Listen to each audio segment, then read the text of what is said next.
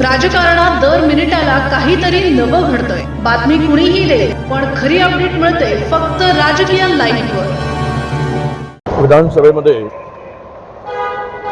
हा प्रश्न उपस्थित होणार आहे, त्यावेळेस या प्रश्नाला घेऊन सरकारला जाब विचारू, कसं क्लीन चिट दिलं आहे आणि एवढ्या मोठ्या व्यवहारामध्ये सामान्य व्यक्ती हा व्यवहार करू शकत नाही।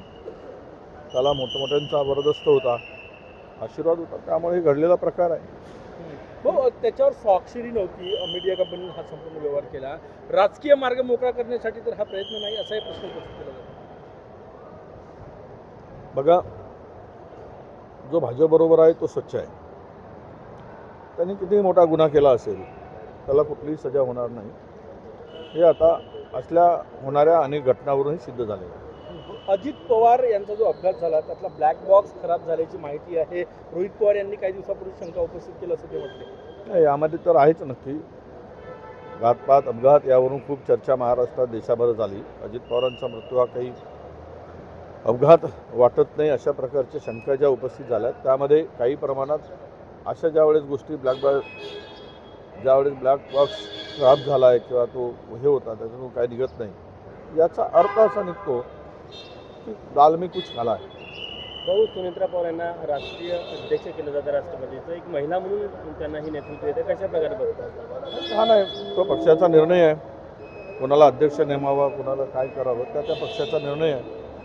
आम्हाला आनंद आहे की महिला म्हणून त्या एखाद्या पक्षाचे राष्ट्रीय अध्यक्ष होत असतील, तर आमच्या त्यांना शुभेच्छा। गणेश नाईक यांची तक्रार जी आहे ते मुख्यमंत्री देवेंद्र फडणवीस यांच्याकडे करण्यात आलेली आहे। ते वारंवार टीका करतात एकनाथ शिंदे यांच्यावर। ते ती सगळी नुरा कुस्ती आहे, त्यामध्ये फार काही वास्तविकता आहे, सत्य आहे असं समजण्याचं काही कारण नाही। पण एकनाथ शिंदेवर भाजपा काही शिलेदार तयार करताय त्यांना अडचणीत आणण्यासाठी, हा एक त्यातून मला या सगळ्या घटनावरून मला दिसत आहे। अल्पसंख्याक आयोगाच्या काही शाळा होत्या, त्यांना परवानगी देण्यात आली होती, खरं तर दुखवटा होता त्या काळामध्ये आणि शासकीय दुखवटा असताना अजित पवार अधिकाऱ्यांनी परवानगी नसतानाही अल्पसंख्याक शाळांना परवानगी दिली।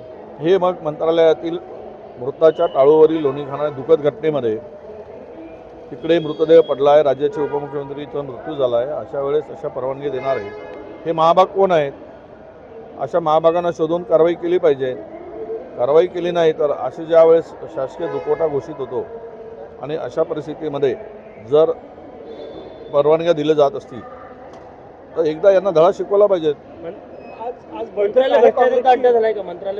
100% झिरवटचा प्रकार नाही, मंत्रालय काय राज्यच भ्रष्टाचाराचा अड्डा झाला आहे, त्यामुळं बिनधास्त मंत्रालयातले अधिकारी बिनधास्त आहेत, एकदम त्यांची डेअरिंग वाढलेली आहे, त्यांना काय चिंता राहिलेली नाही आणि ते वाटेल त्या पद्धतीनं आपला धंदा जोरात सुरू ठेवलेला आहे। आज काँग्रेसची बैठक आहे मुंबईला, काय अपेक्षा राहील का?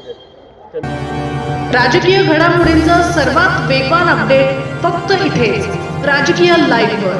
आमच्या YouTube चॅनलला लाईक, शेअर, सबस्क्राईब करा आणि रहा राजकारणाच्या रणभूमीवरील थेट नजरेत।